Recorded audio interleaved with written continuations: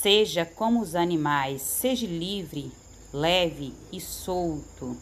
Ame a natureza, porque a natureza, dela tudo vem coisas boas. Repare só nesses animais mais lindos do planeta. O canguru com seu filhote e a onça com seu filhote. São duas espécies completamente diferentes, mas que dá para ver o amor entre eles.